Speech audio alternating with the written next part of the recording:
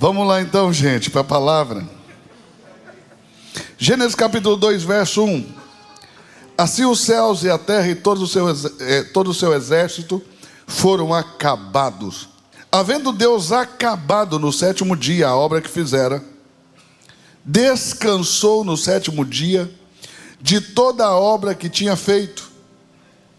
E abençoou Deus o dia sétimo. E o santificou, porque nele descansou de toda a obra que criara e fizera. Aqui tem um ponto interessante. Como assim Deus ficou cansado?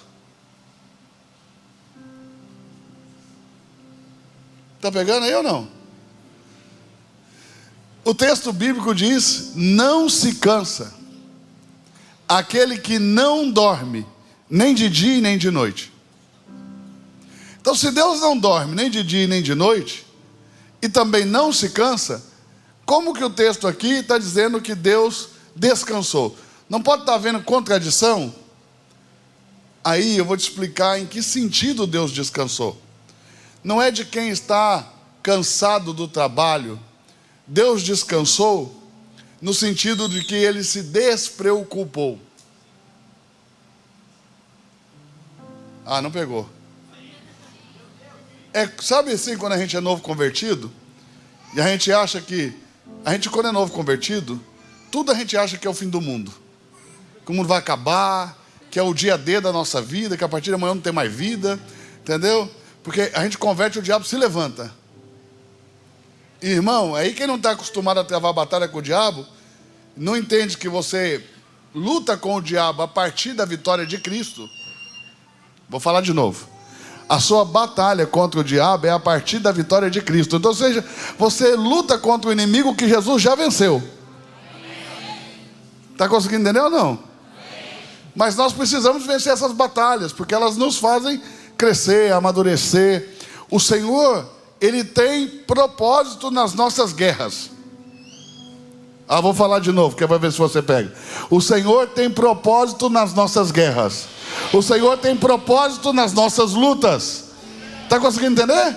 E a Bíblia diz que o Senhor não dá a nenhum de nós provação maior do que podemos suportar. Então, se o Senhor te deu essa prova, fique tranquilo, você vai passar por ela. O Senhor não vai te dar prova maior do que você pode suportar. Aliás, se você levantar a mão, eu quero profetizar: você é mais do que vencedor em Cristo Jesus. Amém, meu irmão? Você já venceu, a vitória já é sua. Cutuca alguém perto de você e diga: fique calmo, tudo vai dar certo. Tudo vai dar certo. Tudo vai dar certo. Ah, pastor, você não sabe o que aconteceu. Você que não sabe o poder do nosso Deus para se mover nas suas causas, escute, acalme o teu coração. Tudo vai dar certo. Amém ou não amém? Amém ou não amém? Amém, glória a Deus. Então preste atenção. Deus descansou no sentido de despreocupar-se. Porque assim como o novo convertido que acha que tudo vai dar errado, e aí você vai lá no irmão que é mais velho na fé, e aí você vai lá pedir ajuda, e você vai esperando assim: esse irmão deve ter a solução para mim. Aí qual que é a resposta do irmão? Descansa. Descansa. Vai dar tudo certo. Ô gente, eu passei por uma fase na vida tão difícil, Tadeu, que quando alguém falava para mim esse negócio de descanso, eu queria bater. Você fica doido. Descansa como, irmão? O mundo está desabando na minha cabeça, como é que eu descanso? Aí os irmãos mais maduros falam: descansa no Senhor. Aí eu não entendi o que era descansar no Senhor, porque eu estava atribulado fora dele, né? Então, para você descansar no Senhor, você tem que primeiro estar no Senhor. Entendeu? Eu não sabia se o demônio estava em mim, se eu que estava no demônio. Então, tem que acalmar primeiro, não tem? Você está aí ou não? A primeira coisa que Deus vai fazer para falar com você é remover de você toda a ansiedade. Porque a Bíblia garante que Deus não fala na nossa ansiedade. Então Deus vai fazer coisas que vai fazer com que você tenha paciência. E aí isso dói, tá? Pensa no negócio que dói, esse tal de paciência. Porque a gente perde paciência, Deus manda a prova. Porque a Bíblia diz que a prova produz paciência. Então Deus, quando quer te acalmar, Ele manda umas provas. Você sabe como é que Moisés começou o ministério dele? Irado, matando um egípcio. Moisés viu que um egípcio estava maltratando um judeu, e aí ele ficou irado, foi lá e matou o egípcio. Justiça própria. Deus olhou para Moisés, Deus olhou para a jornada que ele tinha que fazer junto com esse Moisés, e pensou assim, ó, não vai dar certo. Vai matar todo mundo. Vou acalmar ele, diga como? Deus deu uma igreja para ele pastorear. Deus falou assim, olha aquela igreja que está lá no Egito? Tira ela de lá. 40 anos depois que Moisés tirou o povo do Egito, olha o que a Bíblia diz. Ô Gabi, diz que Moisés era o homem mais manso da terra. O homem mais manso da terra. Você está aí ou não? Amém. Então, não adianta ficar iradozinho não, que Deus te amansa. Então é assim que Moisés começou. Agora, Deus descansou significa que Deus não está mais preocupado. Diga por quê? Porque Deus descansou em alguém. Ó. Assim os céus e a terra e todo o seu exército foram acabados. Havendo Deus acabado no dia sétimo a obra que fizera, descansou no dia sétimo de toda a obra que tinha feito. E abençoou Deus o dia sétimo e o santificou. E nele, não no dia. Porque aqui está oculto o cordeiro. Mas está falando de Jesus. Nele, em Jesus, descansou Deus. Diga por quê? Cordeiro morto desde a fundação do mundo. Ele tem a intenção de nos resgatar, porque viu que nós caímos. Nós não sabíamos disso ainda, ele já tinha imolado o cordeiro. A provisão de Deus chega antes da sua necessidade. Não tema.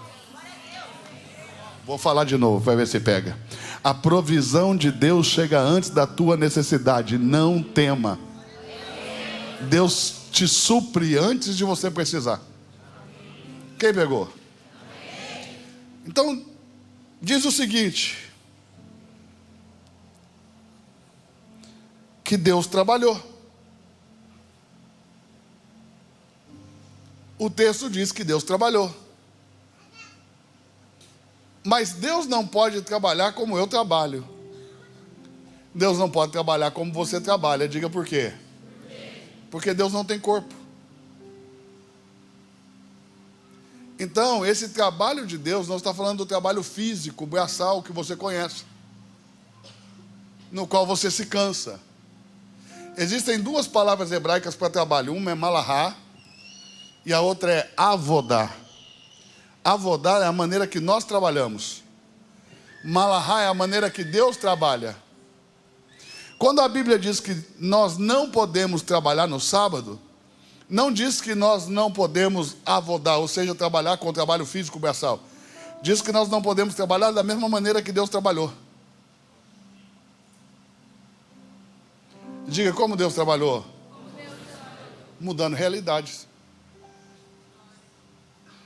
Deus sempre trabalha mudando realidade pelo poder da sua palavra. Pegou ou não pegou? Pegou ou não pegou? Quem está entendendo o que eu estou falando? Olha isso aqui. A Bíblia diz que o Senhor trabalhou e fez o dia 1.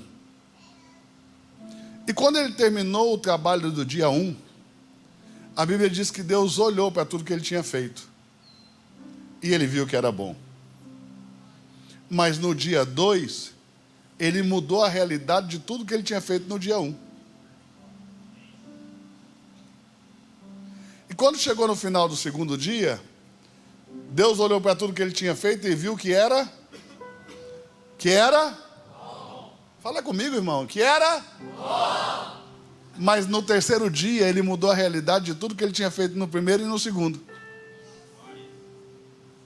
No final do terceiro dia, Deus olhou para tudo que ele tinha feito e viu que era?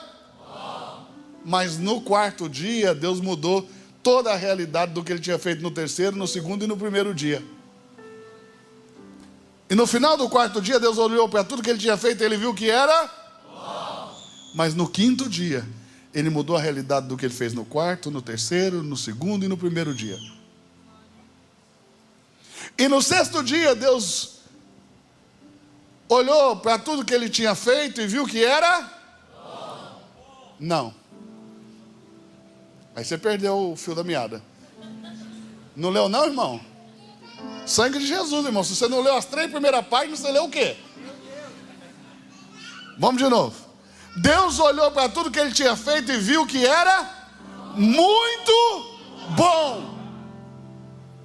E no sábado, Deus não mudou a realidade de nada. Porque tudo estava muito bom.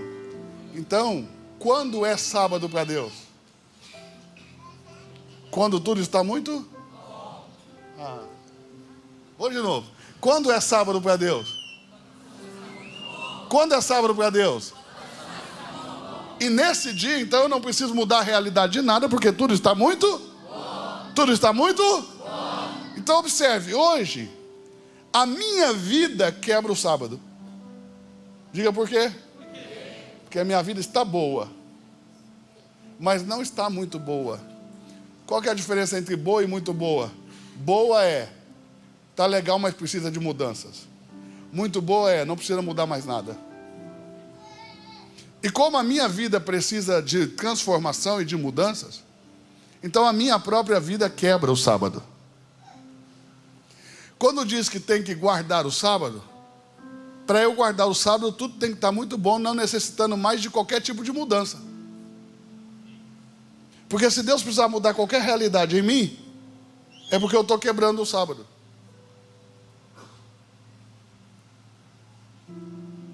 Fala alguma coisa para saber que você está aí. Está pegando ou não está pegando? Vai escutando. Que é para você entender. Deixa o Tico e o Teco trabalhando. Jesus chegou numa sinagoga. E olha o texto. Era sábado.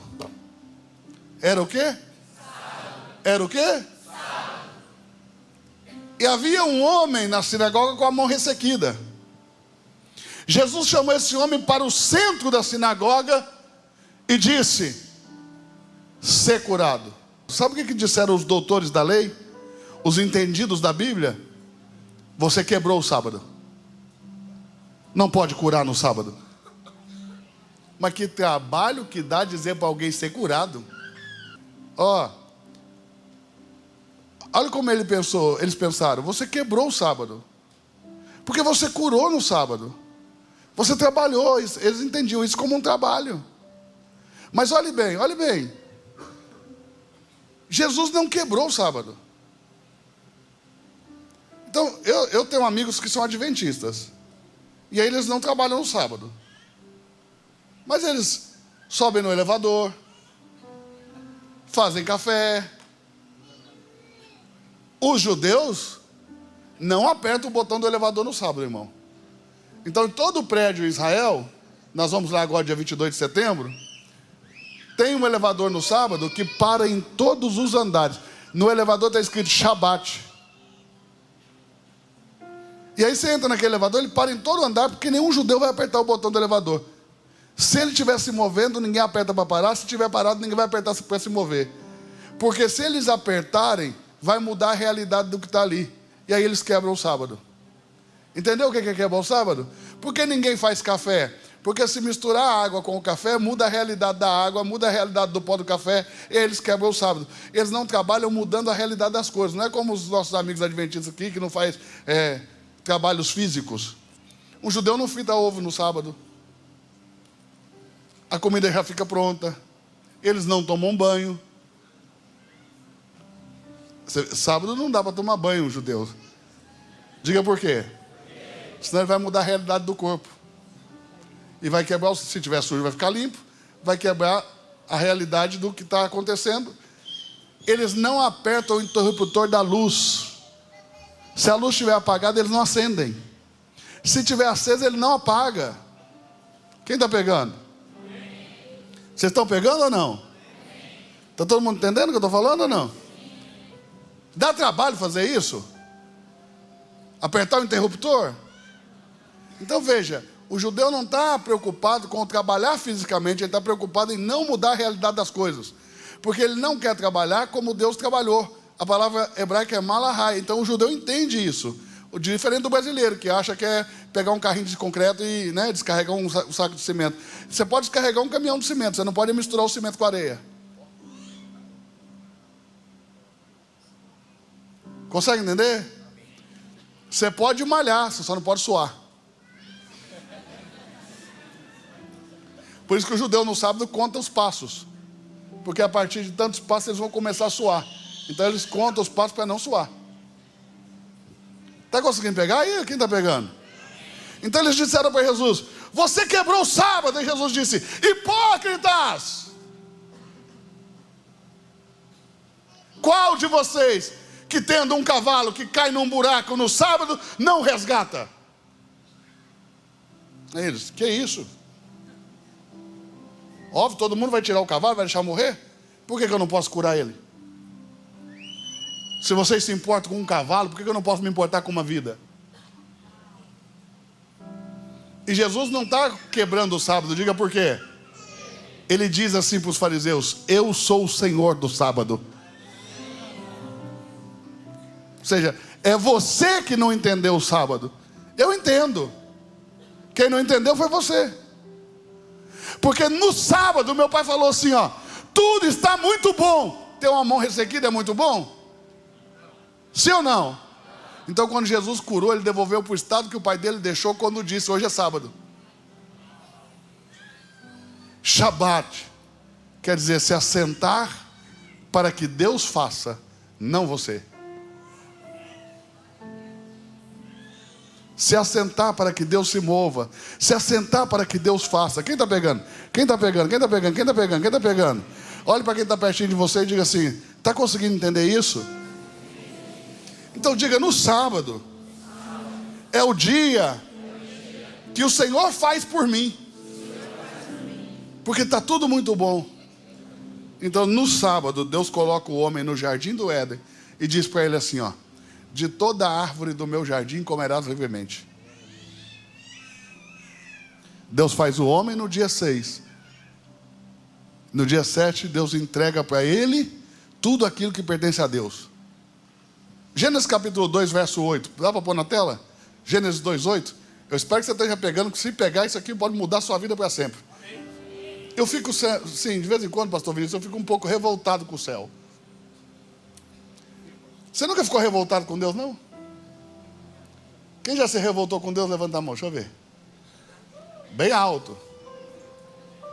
Isso porque você nem viu ele, né? Imagina se tivesse visto. Eu fico revoltado com o céu. Porque eu fico assim, falando para Deus: o Senhor me deu tudo isso e não me deixa usar. Os profetas sofrem, sabe, Tadeu? De um mal. Eles carregam um poder que não é para eles.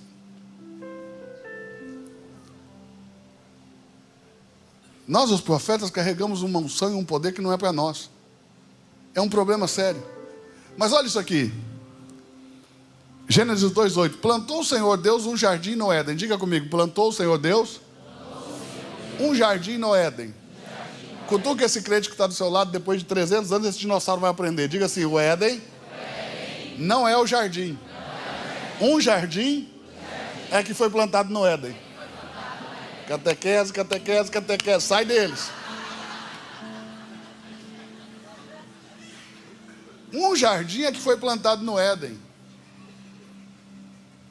A palavra Éden vem de Eretz, vem de Adamar. Adamar quer dizer terra. Éden tem a mesma raiz na palavra Adam, Edom, Adão, vermelho como a terra, Edom, vermelho como a terra, vermelho como Adão, Éden, terra fértil, terra deleitosa, terra de delícias. Preste atenção, o que Deus sonhou para você era que você vivesse em um lugar de delícias. A terra não produzia espinhos, porque Deus não pensou que você precisaria. Quando eu digo Deus não pensou, você entende, tá? É força de expressão. Põe amor nas minhas palavras, eu tenho que descer no nível que você entenda, né? Porque nós estamos falando de palavras de Deus, não é claro para o ser humano isso aí. Deus tem que descer para a gente entender. Quando a Bíblia diz assim, ó, Deus desceu, Deus não precisa descer, né? Porque já está. Deus está em todo lugar. Então é só Deus trazendo a linguagem dele para uma forma mais humanizada, para que você compreenda. Entende? Deus está descendo da sua glória para você entendê-lo. Então, olhe bem o que eu estou dizendo para você. Não passou na mente de Deus, ou seja, Deus não projetou para você, que você um dia precisasse chorar por causa dos espinhos da vida. O que Deus planejou foi que você vivesse num lugar de delícias. A terra não produzia espinhos e a terra não produzia ervas amargas, porque Deus não pensou que você teria que experimentar o gosto amargo da vida. Deus planejou que você comesse daquilo que era bom, daquilo que era doce. O que Deus planejou para você era doce, mais doce do que o destilar de um favo de mel. O espinho e as coisas amargas vieram com o advento do pecado. Não era plano de Deus para nós. Quem pegou? Você está pegando ou não está? Então Deus formou o homem, no verso 7, no verso 8 ele planta o jardim, no lado oriental, ou seja, oriente, luz, oriente é lugar de onde vem a luz, e pôs ali o homem que tinha formado. Veja, primeiro Deus forma o homem, volta para o verso 7. Viu? E aí no verso 8 ele planta o jardim. Diga comigo, Guto. Primeiro Deus forma o homem. Vocês também, gente. Primeiro Deus forma o homem. Depois planta o jardim. Diga, o que Deus quer ensinar com isso? Que as coisas foram feitas para você e não você para as coisas. Pegou não. Você que mamão já tomou seu cérebro e correu, deixa eu te libertar em nome de Jesus. Escute bem. As coisas foram feitas para você. Você não foi feito para as coisas. Deus primeiro forma o homem, depois faz o jardim que vai dar o homem. Porque mais importante do que as coisas que você tem é quem você é. Consegue entender? Quem consegue entender? E aí tem um outro detalhe, diga qual é. Também não quer saber de nada, né, irmão? Pergunta, gente. Antes de Deus formar o homem, ele fez os animais. Para que o homem não se orgulhasse.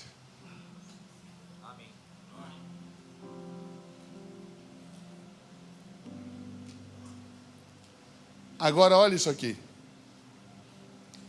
Deus planta um jardim no lado oriental do Éden, que dá para o nascer do sol, o leste. Coloca ali o homem que tinha formado e faz brotar da terra toda sorte de árvores, agradáveis à vista e boas para o alimento. Então Deus está preocupando com duas coisas: estética e suprimento. Porque Deus sabe que você não pode só sobreviver. Você também precisa de coisas que te agradam, que te dão prazer. Porque Ele cria um jardim estético? Porque isso dá prazer à nossa alma. Tudo que agrada aos nossos olhos nos dá prazer. Consegue entender? Quando você vai procurar alguém para namorar, para casar, você não procura o mais feio. Você procura aquele que agrada os seus olhos. Você está conseguindo entender ou não? Ainda que depois você termine com o mais feio, mas você procura, entendeu? Você procura o mais bonito. Quem está conseguindo entender? Quem está conseguindo entender? Então, olha isso. Fez Deus brotar da terra toda sorte de árvores agradáveis à vista e boa para a comida. E a árvore da vida no meio do jardim e a árvore do conhecimento do bem e do mal. O que está no meio? A árvore da vida. Diga comigo, a árvore da vida. O centro do jardim de Deus é a sua vida. A vida de Deus é o centro no jardim de Deus. Então, se a árvore da vida está no meio, a do conhecimento do bem e do mal tem que estar onde?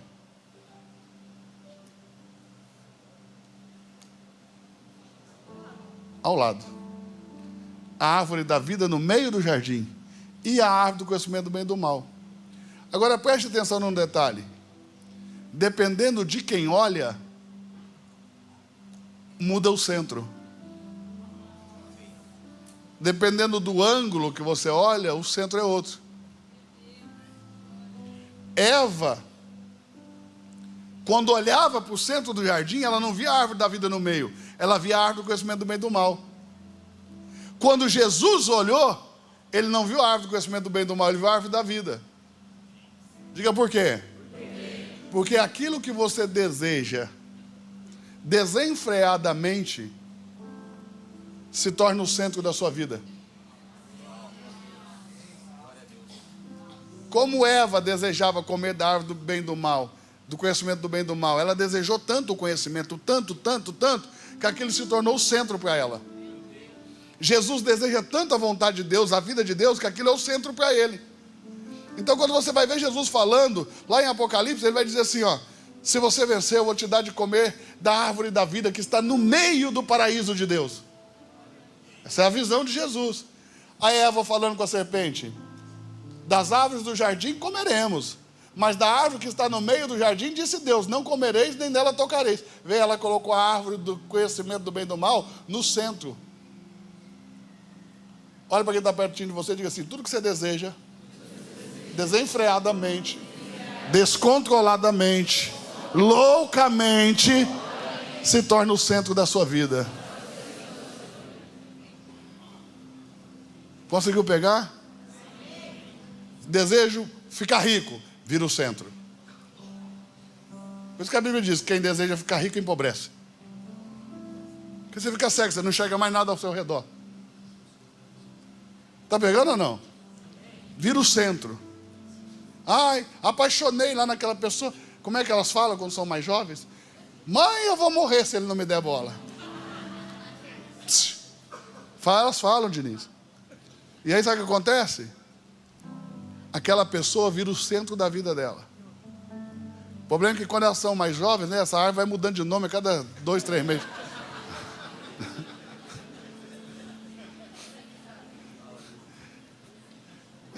Fala, Deus. Você está pegando? Quem está pegando o que eu estou falando aí? Você está pegando aí? Quem está pegando? Olha isso. Mas o que é que Deus fez? Deus fez brotar um rio do jardim. No paraíso de Deus, brotou um rio para regar o jardim. Veja, até o paraíso de Deus tem que ser regado. Você precisa regar a sua vida com boas coisas. Saía um rio do Éden para regar o jardim. Se dividia em 4 braços. O nome do primeiro rio é Pison. Ele rodeia a terra de Avilá, lugar onde há ouro. O ouro dessa terra é bom. Ali também há o bedelho e a pedra sardônica. Veja, um dos braços do rio, ele vai rodear uma terra chamada Avilá, um lugar onde tem ouro, e o ouro dessa terra é bom. Ou seja, é um rio que nos leva à riqueza que vem de Deus. Não é qualquer ouro. O ouro dessa terra é bom. Todo o restante do ouro do planeta, nesse contexto do Gênesis, não é bom. Só o dessa terra. Esse é o de Deus. O que Deus tem reservado. Tem um rio que flui para esse lugar. Sabe o que eu entendi disso pelo Espírito Santo? Que em toda família existe alguém que é um Pison de Deus e que conduz a família toda para o lugar do ouro, para o lugar da bênção e da prosperidade de Deus. Às vezes nós queremos represar esses rios. Porque quando a criança começa a dar sinais de que é um rio desse, o pai começa a dizer: você tem espírito de grandeza, menino, para com isso. É muito vaidoso. Quem te ensinou? Nós somos simples e honestos, pobres e honestos. Quer dizer, se for rico é desonesto. O que tem de pobre soberbo, orgulhoso, o que tem de pobre desonesto, você não está no script, gente. Honestidade não está ligada a dinheiro não, gente. Tem rico desonesto? Tem. Mas tem pobre desonesto também, irmão. Entendeu ou não? Quem conseguiu entender isso? Mas igual a nossa avó falava com a gente, né? A gente é pobre, porém honrado. Fica no nosso inconsciente que você só é honrado se for pobre.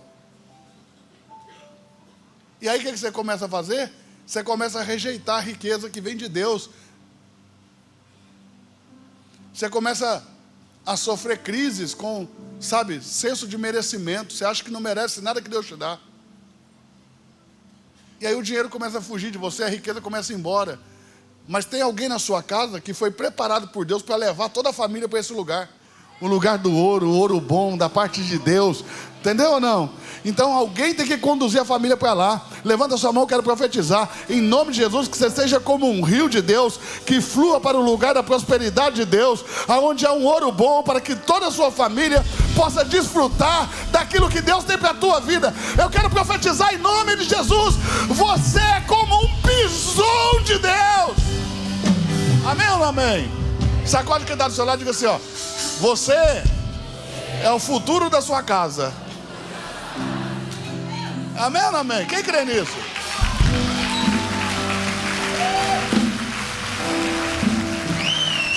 O nome do segundo rio é Gion. Ele rodeia a terra de Cuxa, Etiópia, o lugar mais pobre da terra. Em toda a família, em toda a casa tem alguém que é um Gion de Deus.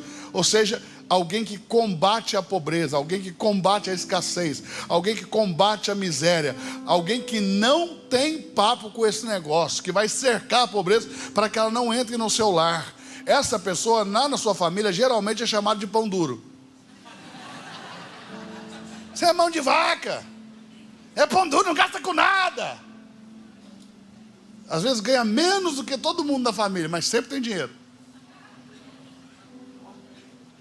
Porque ele é alguém preparado por Deus com uma estrutura espiritual para que não permita que a pobreza entre. A Etiópia é o lugar mais pobre da terra. Esse rio tem o poder de cercar a pobreza ali. Cuxe. Quem pegou? Agora entenda isso aqui. Tem um terceiro rio, chamado de Tigre ou Idequel. Veja que os dois primeiros circulam, um a Vilá e o outro circula Cush, mas o terceiro corre para o oriente da Síria. A Síria é um dos maiores inimigos de Israel desde a época bíblica até agora. Escute isso aqui. Tem gente na sua casa que recebeu de Deus estrutura para atacar os seus inimigos. É gente que não leva desaforo para casa. É gente que, se o inimigo levanta, ele vai para cima. Tem gente que, quando o inimigo levanta, ele entra em depressão e escolhe debaixo da cama. Mas lá dentro da sua casa tem pessoas, na sua família, que Deus estruturou para enfrentar os seus inimigos. Está conseguindo entender ou não? São pessoas que vão para cima, que não deixam barato, que brigam. Sabe como é que é? Tem gente que é assim, ó. Falaram mal de você, deixa para lá. Tem gente que é assim, ó. Falaram mal de você, onde está? Como matar? Engole o que você falou. Essas pessoas que são, a gente tem que falar, a gente sempre fala para assim, você tem que ficar mais calmo. Você é bravo demais, você se preocupa demais com o que os outros pensam. Essa pessoa foi chamada para a guerra. Entendeu? É um tigre mesmo. Lá na minha casa, essa é minha esposa. Porque eles falam assim: pastor, falaram não sei o que de você lá. Irmão, presta atenção, eu não paro um segundo da minha vida por causa que os outros falou, que pensou, que deixou de pensar, que falou, que fofocou. Irmão, não existe nada mais, espiritualmente mais baixo na terra. Escuta o que eu vou dizer, tem duas coisas na terra que são muito espiritualmente muito baixas. Uma é palavrão e outra é a maledicência. Não tem nada espiritualmente mais baixo do que pessoas que falam palavrão e pessoas que falam mal dos outros. Eu não sei como é que você perde tempo com esse tipo de gente. Ah, falou.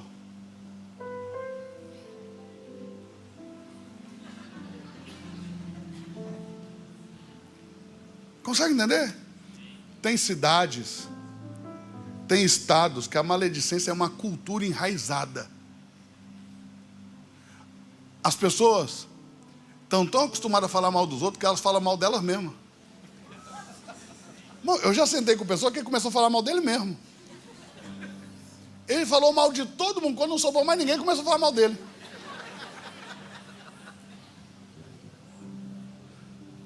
Eu lembro quando eu estava lá no Caixotinho, lembra, Vini? Eu e Vini tivemos que fazer uma reunião com uma pessoa, com uma irmã, lá na igreja, porque ela estava fazendo fofoca com todo mundo. Aí sentamos lá, eu, pastor Vinícius, para atender a irmã. E falava. E eu deixei ela falar. Quando ela terminou, eu fiz uma pergunta. Falei, irmã, só serve em que área aqui na igreja? Aí não sirvo não, pastor. Já lavou o banheiro? Não. Já ficou no parque? Não. Falei, é por isso que você fala mal da sua igreja, por isso que você fala mal das pessoas. O dia que você tiver que lavar um banheiro para alguém usar, para que essa pessoa seja tocada por Jesus, você nunca mais vai falar mal das pessoas.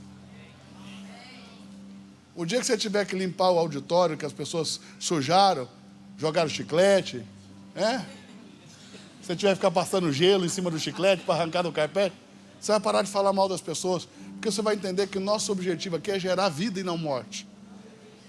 E a maledicência só gera morte. Falar mal das pessoas só gera morte. Você mata a alma, você mata a reputação, você mata o caráter, você mata a alegria das pessoas. Está conseguindo entender? Se afaste de pessoas que falam mal dos outros.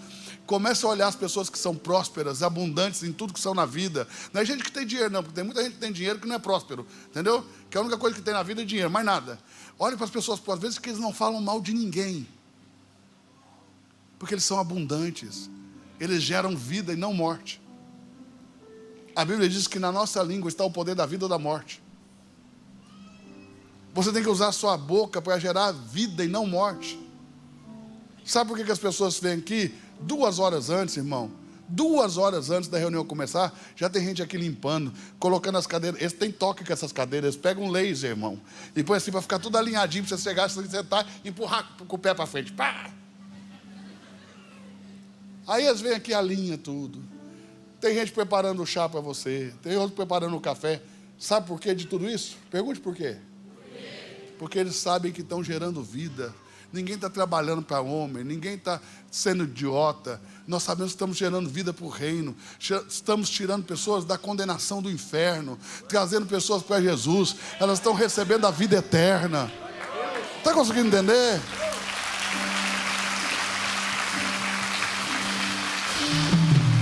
Às vezes você não sabe quanto custa uma vida. Vem cá, Lucas.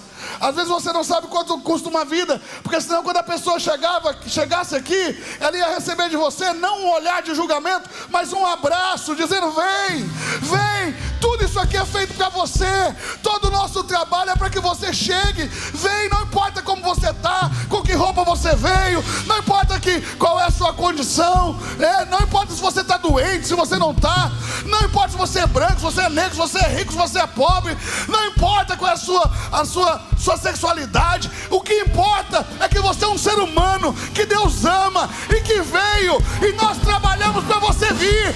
Então nós te abraçamos, nós te recebemos, nós te acolhemos, nós te amamos, porque nós trabalhamos para gerar vida.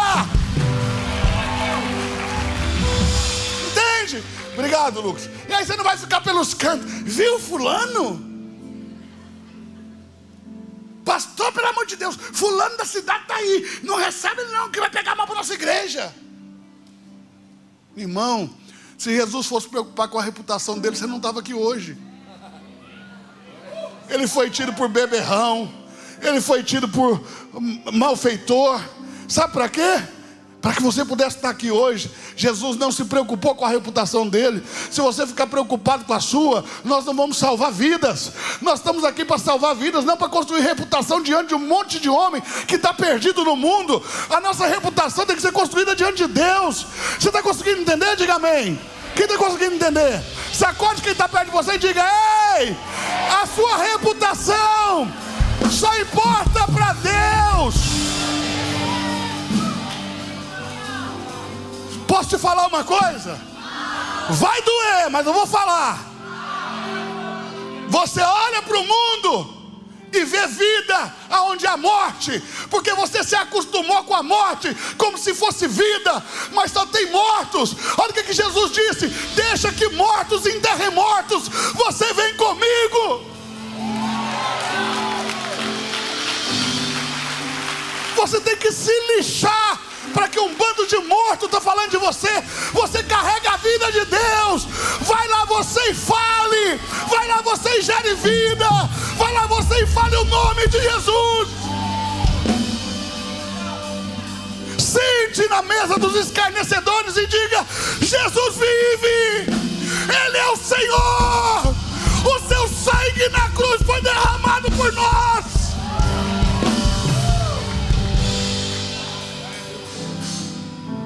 Enfrente o diabo. Vá para cima dele. Seja um tigre. Seja um rio Idequel. Vá para cima do seu inimigo. Mas os nossos inimigos não são carne e sangue, é o que age por detrás das pessoas. Ame as pessoas e batalhe contra Satanás. Está conseguindo entender? Mas não batalhe como quem tem medo de ser derrotado, porque você batalha a partir da vitória de Cristo. Você foi lutar com o inimigo já vencido. Satanás já está até condenado. Satanás foi julgado já. Jesus disse: eu vi Satanás cair do céu como um raio. Você está com medo de quê? Olha o que Jesus disse: eis que vos dei poder. Vou falar de novo. Os caras não crê, mano. Pelo amor de Deus, dá vontade de dar um chute nesse negócio dessa bateria para você comprar um novo. Eis que vos dei poder para pisar serpentes e escorpiões, bem como todo o poder das trevas. E nada, diz a Escritura, nada, absolutamente nada, te fará dano algum.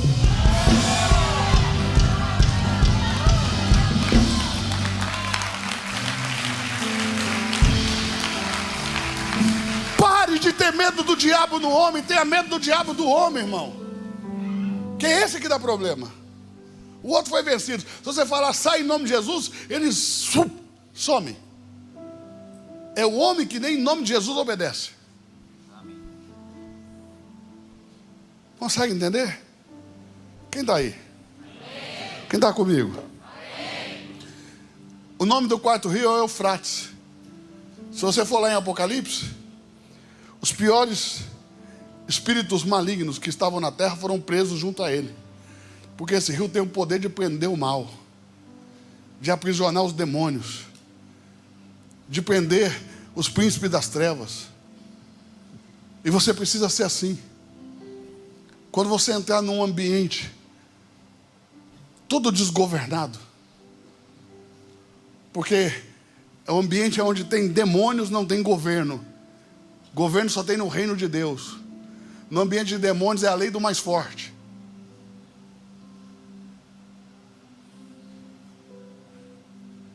Quando você entrar num ambiente desse, seja você o governo.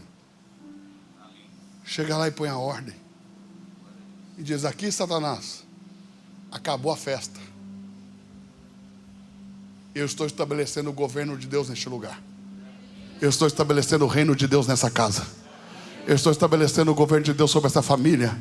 Eu estou estabelecendo o governo de Deus nessa empresa. Eu estou estabelecendo o reino de Deus nesse relacionamento. Acabou a festa, Satanás, acabou os ataques. Aqui quem governa agora é Deus. Comece a declarar, comece a profetizar. Entre com ousadia, entre com coragem. Prenda, diga, está amarrado Satanás, está amarrado hoste maligna, está amarrado o príncipe das trevas, está tudo amarrado. Aqui agora quem reina é Deus, quem manda é Deus. A partir de agora acabou a festa, Satanás. Deus é quem governa essa casa. Deus é quem governa essa família.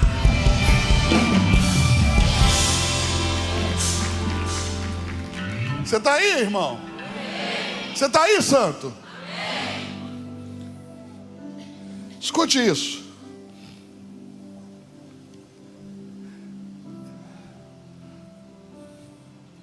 Verso 15.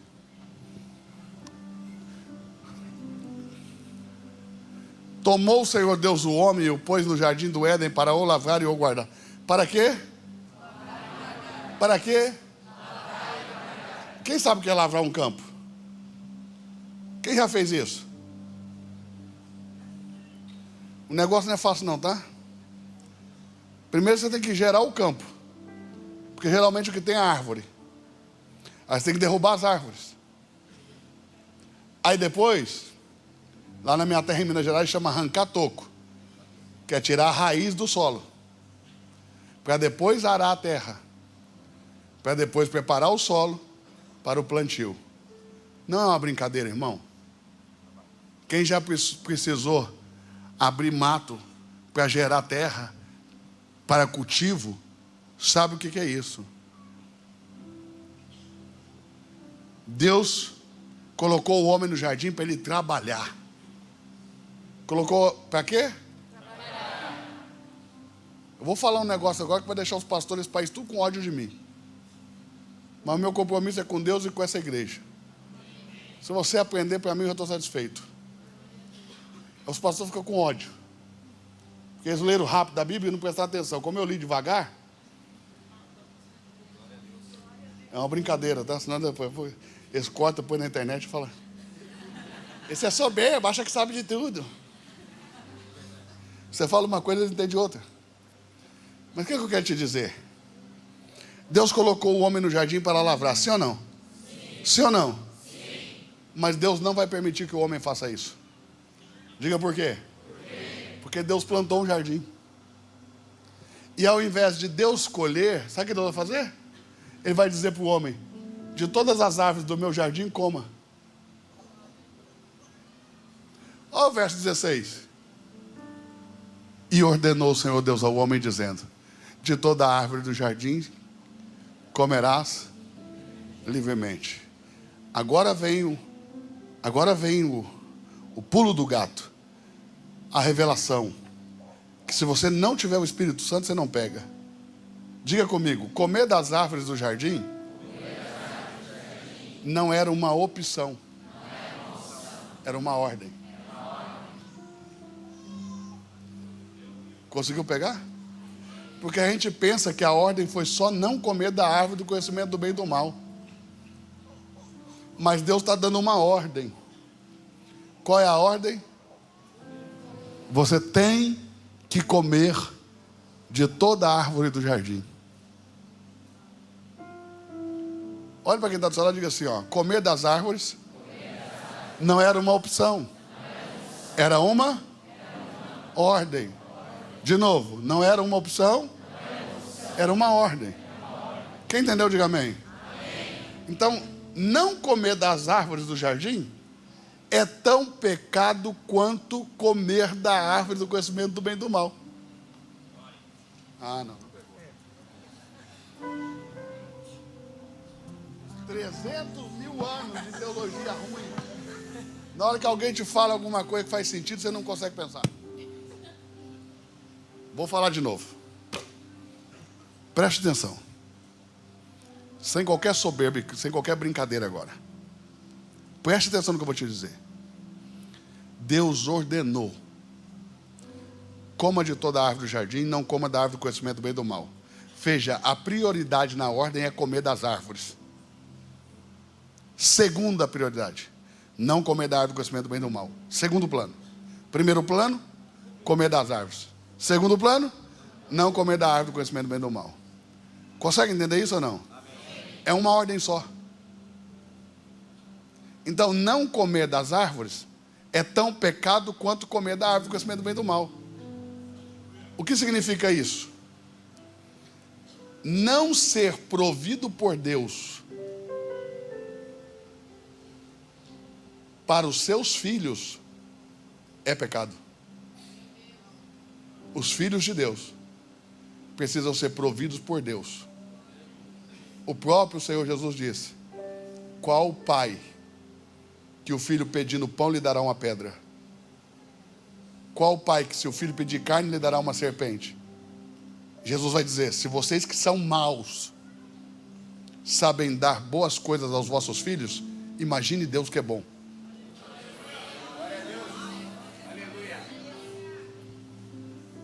Consegue entender isso? O que Deus está dizendo é: se eu não for o seu provedor, eu não posso ser o seu Senhor.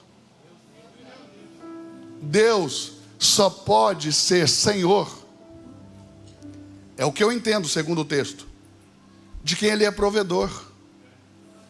Diga, como é que você descobriu isso? Lendo o texto, é claro, né? Que começa por aí, né? Lendo. Mas prestando atenção nos detalhes, porque a riqueza da nossa fé está nos detalhes. Se você ler Gênesis capítulo 1 inteiro, você não vai encontrar essa expressão Senhor Deus. Você vai encontrar só Deus. Porque Deus não podia ser Senhor antes de criar o homem. Porque Deus só se torna Senhor quando Ele provê o homem. Então, olha como está escrito: Bereshit bara Elohim. No princípio criou Deus, disse Deus, fez Deus, formou Deus. Sempre assim. Depois que Deus cria o homem, põe no jardim e provê ele. Você nunca mais vai ler Deus, vai estar sempre Senhor Deus. Essas são as origens dos céus e da terra quando foram criados, no dia em que o Senhor Deus, e aí começa. Capítulo 3, põe aí Gênesis 3, verso 1. Olha para você ver o detalhe. Ora, era a serpente a mais astuta de todos os animais do campo que o Senhor Deus. Gênesis capítulo 1, verso 1, que eles não estão acreditando não, vamos lá.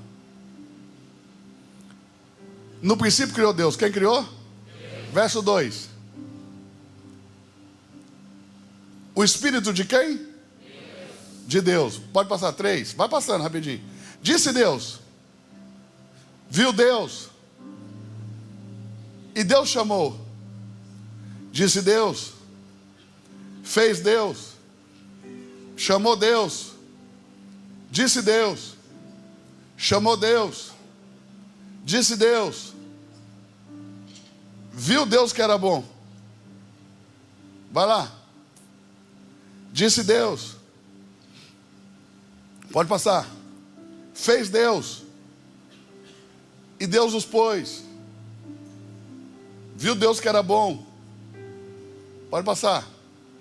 Disse Deus, Deus criou, Deus abençoou. Pode passar. Disse Deus, fez Deus, disse Deus, criou Deus, e Deus os abençoou. Disse Deus, pode passar. Viu Deus, pode passar. Pode passar. Havendo Deus, abençoou Deus. Volte aí, por favor. Presta atenção. Volte 1. Havendo Deus acabado no dia 7, diga acabou. O homem está criado, já está no jardim. Está conseguindo entender? Verso 4. Essas são as origens dos céus e da terra no dia que foram criados, no dia em que o Senhor Deus.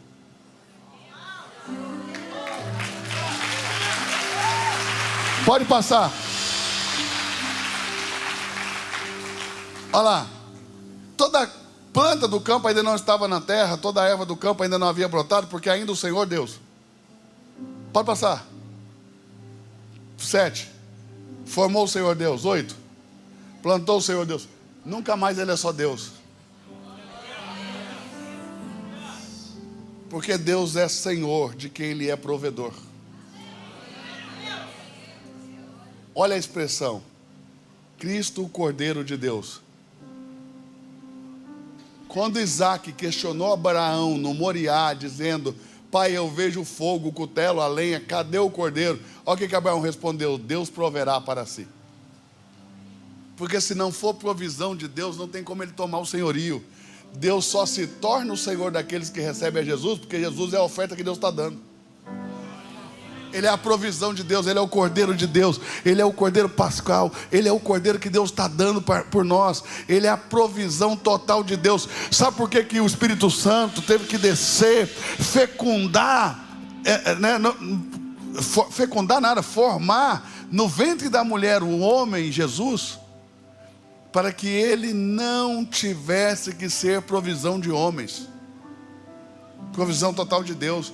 Nasceu milagrosamente, formado no ventre da Maria, sem a necessidade de uma relação sexual, sem a necessidade de que um espermatozoide fecundasse um óvulo. Preste atenção, é provisão de Deus, não tem nada a ver com o homem. Foi colocada a semente lá dentro. Pega o que é meu, toma aí, recebe. Essa é a minha provisão para vocês. E todo aquele que recebe a provisão de Deus faz de Deus Senhor. Amém. Entenda comigo, a provisão e o senhorio estão intimamente ligados. Olha o tanto que é forte, é uma coisa inconsciente. Se eu te chamar para jantar, vamos jantar? Fala, vamos. Você vai dizer para mim, aonde? Eu vou falar, no restaurante tal, você não vai questionar. Diga por quê? Porque você vai pensar, ele vai pagar? Então vai onde ele quiser. Aí ela abre o cardápio e você fala, pode deixar que eu peço. Ela fecha. Diga por quê? Porque a partir do momento que você está provendo, você tem o senhorio. Quando Deus diz que o homem é o senhor da casa, Deus não está falando, o homem é que manda na mulher, a mulher obedece. Não, Ele está dizendo, o homem é o que provê. Porque Deus é, eu já vou terminar, tá, irmão? Eu sei que engatamos aqui, é que se deixasse aqui, eu até amanheci com você aqui, mas eu vou terminar. Presta atenção. Deus é para o homem aquilo que o homem é para a mulher. A Bíblia diz, Deus é o provedor do homem. E a Bíblia diz, o homem é o provedor da mulher. Olha o que a Bíblia diz. O homem é a glória de Deus. Olha o que a Bíblia diz. A mulher é a glória do homem. Ou seja, o que o homem é para Deus, a mulher é para ele. O que Deus é para o homem é para a mulher. Pegou ou não pegou? Pegou ou não pegou? Você não está aí. Você sabe por que Deus fez a mulher um pouquinho mais tarde?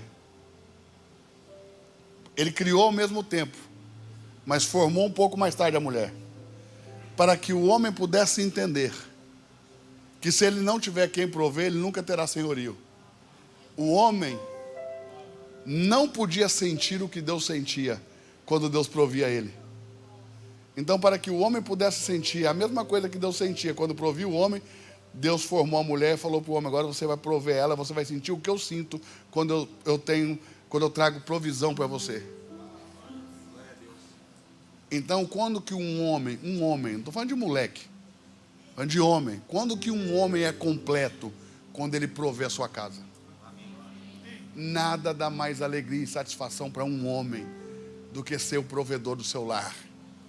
E é por isso que quando ele fala, ele é ouvido, porque não é a mulher que sustenta ele.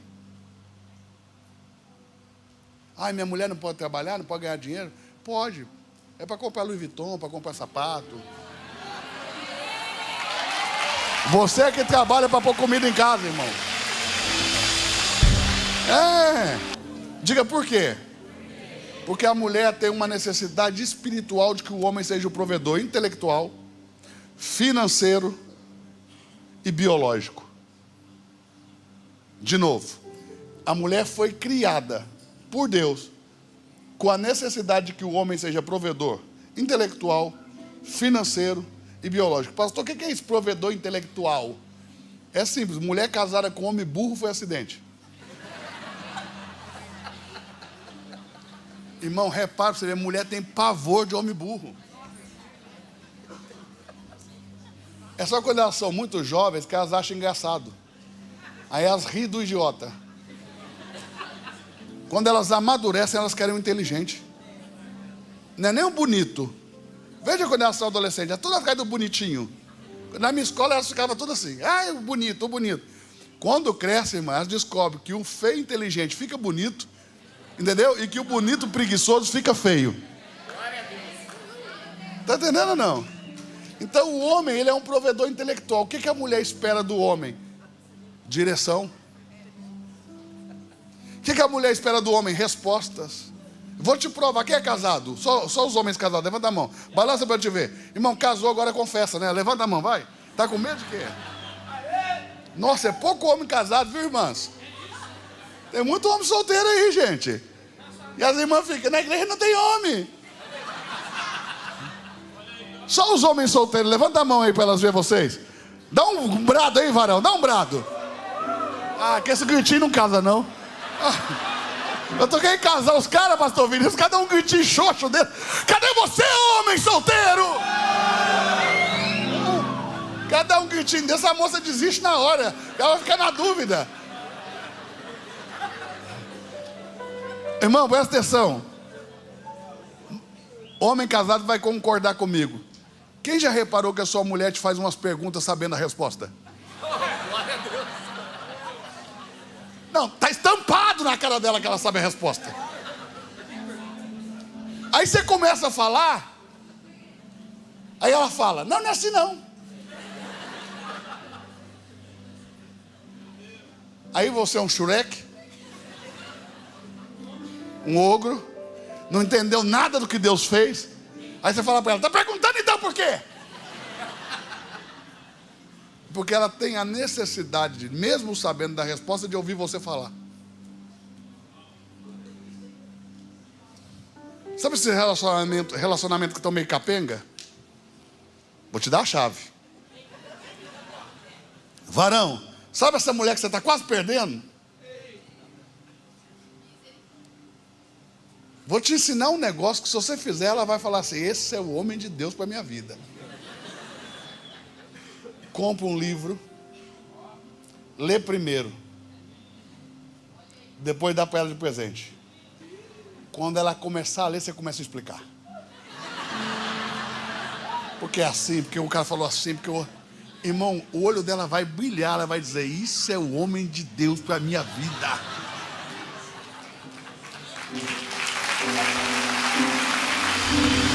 Quem pegou? Quem pegou? Quem pegou? Quem pegou? Tá pegando aí, Douglas? Segura isso. Entende isso aí, irmão? Hein? Tá pegando, Lucas? Tem que ler primeiro, depois dá para elas. Resolveu a vida. Ninguém merece casar com um burro. Quem pegou? Então eu digo, o homem é um provedor intelectual, mas também é provedor financeiro. Ou seja, não subestime a sua mulher. Ela é capaz, irmão. Se elas empinar a carroça, é capaz de trabalhar e ganhar mais dinheiro que a gente. Ganha mais dinheiro que homem. Entendeu? Então as mulheres aí, irmão, que o que ela dá de dízimo é o salário do marido. As bichas são ligeiras, pô. Você está achando que mulher precisa de... Você está no século 21, você está achando que mulher precisa de homem para comprar carro? Você acha que mulher precisa de homem para comprar sapato? Só bobo pensa assim no século 21, pô. Está em 2024. Mulher, quando ela quer a coisa, ela vai lá e conquista, ainda te passa vergonha.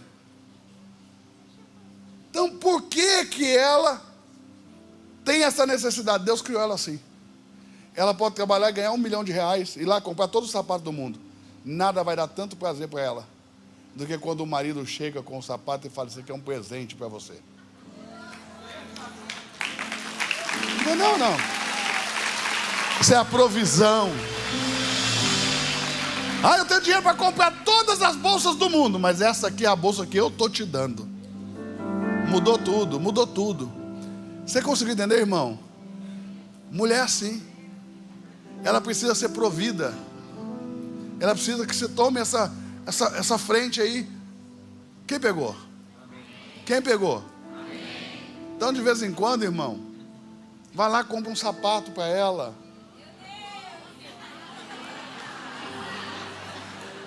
É porque ele acha que ela é igual ele, entendeu? Faz 2 anos que ele comprou a última calça lá na Zara. Aí ele acha que ela também, irmão, mulher é diferente, entendeu? Cada vez que ela sai com a roupa, as amigas dela faz um scanner. Você já viu que ela não quer mais aquela roupa? Porque já escanearam. Se ela pôr de novo, todo mundo vai falar: ih, a roupa da semana passada.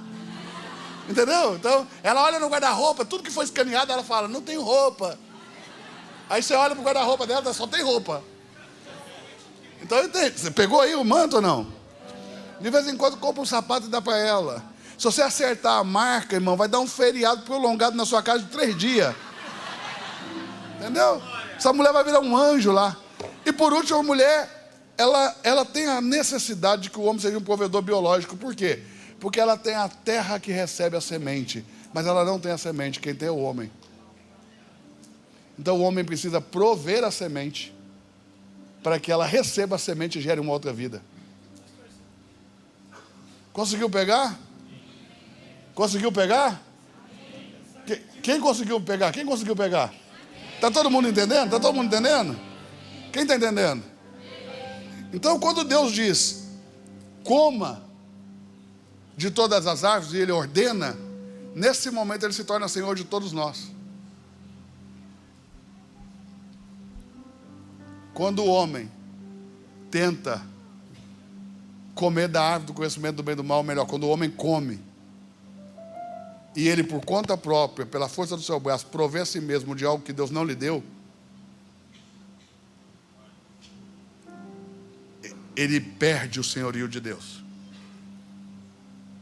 Aí Deus fala para ele: a partir de agora, você não vai mais ser provido, você vai comer do suor do teu rosto, e com dores você vai prover a sua casa. Todo homem hoje, para prover sua casa, tem que sentir dor no corpo. Porque se o cara não trabalhar, irmão, ele não come. Consegue entender? Quem está conseguindo entender? Aí Deus falou para ele assim: ó, eu vou te tirar do jardim. Expulsou ele. E agora você vai plantar. Plantar não é a bênção, plantar é o castigo. Por que eu disse que os pastores vão ficar com ódio de mim? Porque eles vivem mandando você plantar uma sementinha na igreja. Mas plantar é o castigo. A bênção é colher aonde você nunca plantou. Quem plantou foi Deus, quem colheu foi Adão. E essa era a bênção. Quando o homem pecou, Deus mandou ele plantar. Plantar é o castigo. A lei da semeadura é verdadeira, eu não estou falando que não é. Só estou dizendo que não é a bênção de Deus. Entende? Ó, se eu soltar, cai. Natural. Entende? A gravidade vai atrair o objeto para a terra. É uma força que puxa. Não seria natural se eu soltasse e ficasse voando. Consegue entender?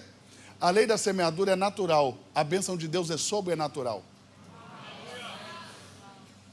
Olha como diz o texto: a bênção de Deus enriquece e não acrescenta as dores de um dia fadigante de trabalho.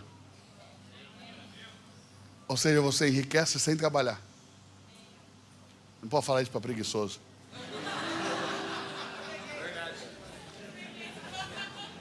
Diga: como que eu enriqueço? Sendo provido por Deus. Então Deus é o Senhor. Quando o homem come da árvore do conhecimento do bem e do mal, ele começa a viver por si mesmo, por si só. Deus expulsa ele do jardim e manda ele plantar e comer do suor do seu rosto. Isso aí é igual quando você era adolescente, que você queria fazer o que dava na sua cabeça e os seus pais não deixavam. Aí você brigava, o que eles falavam? O dia que você quiser que seja do seu jeito, você vai pagar pela sua casa, pela sua comida, pela sua roupa, entende? Aí é do seu jeito. Enquanto você estiver aqui, debaixo do meu teto, comendo da comida que eu pago, vai ser do meu jeito. Diga por quê? Porque quem paga tem o senhorio. Quem paga tem o governo. Quem provê tem o senhorio. Está conseguindo pegar? Quem está conseguindo pegar? Pastor, o que o senhor quer dizer? E você vai embora com essa mensagem. Olha isso. A primeira ordem não é comer de todas as árvores? E a outra não é não comer da árvore do conhecimento do bem e do mal? Então você nunca vai comer daquilo que Deus te proibiu sem dar as costas para aquilo que Ele te ofereceu. Ou seja, você nunca vai pecar contra Deus sem antes dar as costas para a graça de Deus. O que é graça? Tudo dado em troca de nada para alguém que nada merece. O homem não plantou, o homem não tinha que colher. Deus foi quem plantou, permitiu que o homem colhesse. O homem não tinha mérito, Deus deu. Graça. Então, para o homem comer da árvore do conhecimento do bem e do mal, ele tem que dar as costas para a graça de Deus. A mesma coisa hoje, Jesus. Jesus é a provisão de Deus. O que Jesus é? Me ajude aqui, por favor, Lucas, de novo. Vem cá, me ajude de novo. Então, vamos supor que o Lucas é Jesus. Então, ele é a provisão de Deus. Eu não consigo ir para o inferno sem dar as costas para Ele. Porque para eu ir para o lugar que Deus não quer que eu vá, eu tenho que dar as costas para o lugar que Ele quer que eu vá. Só tem um jeito de ir para o inferno. Só um, não tem dois, não tem três, não tem quatro. Só tem um, diga qual? Dar as costas para a graça de Deus. Conseguiu entender? Fazer a mesma coisa que Adão fez no jardim. Rejeitar Jesus, obrigado Lucas, é fazer a mesma coisa que Adão fez no jardim. Então a minha pergunta aqui agora, tete a tete, preste atenção. Você quer dar as costas para Jesus? Ou você quer abraçar esse Jesus? Se você já recebeu a Jesus, não é contigo essa conversa. É com os que ainda não receberam. Os que ainda não fizeram Jesus o seu Senhor. Porque essa é a única maneira, irmão, de você ir para o inferno. Dá as costas para Ele. Mas se você quiser receber Ele agora, como o Senhor da sua vida, para que Ele se torne o seu provedor em tudo.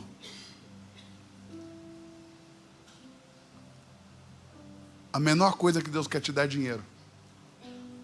Deus tem muitas coisas mais importantes do que o dinheiro para prover na sua vida. Vai chegar nisso aí também. Mas se você quiser fazer de Deus o seu Senhor, recebendo a Jesus, crendo que Deus o ressuscitou dos mortos, que Ele está vivo e não está morto, levante a sua mão aí onde você estiver. Deus te abençoe, Deus te abençoe, Deus te abençoe. Deus abençoe vocês. Deus abençoe, Deus abençoe, Deus abençoe. Fica com a mão para cima, deixa eu te ver. Deus te abençoe, Deus te abençoe. Deus abençoe, Deus te abençoe. Deus te abençoe, Deus abençoe, Deus abençoe, Deus abençoe vocês. Deus te abençoe, Deus abençoe. Deus abençoe vocês.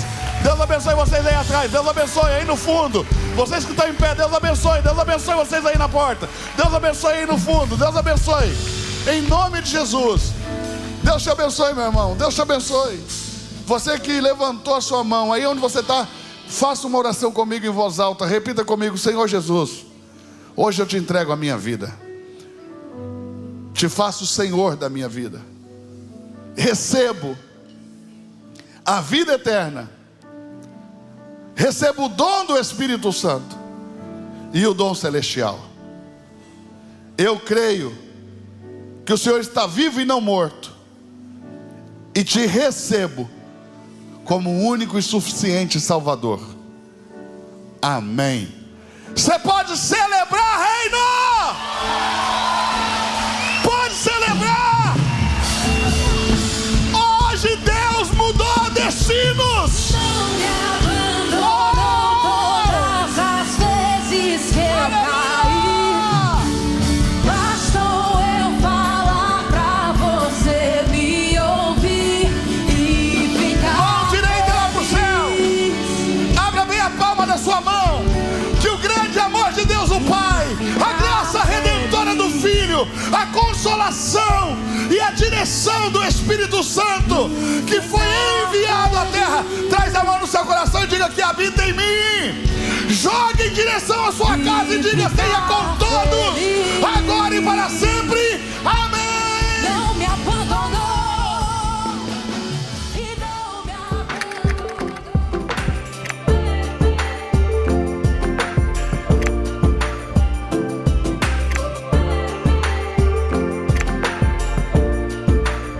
Eu quero que você pare agora, se inscreva nesse canal e faça parte dessa comunidade.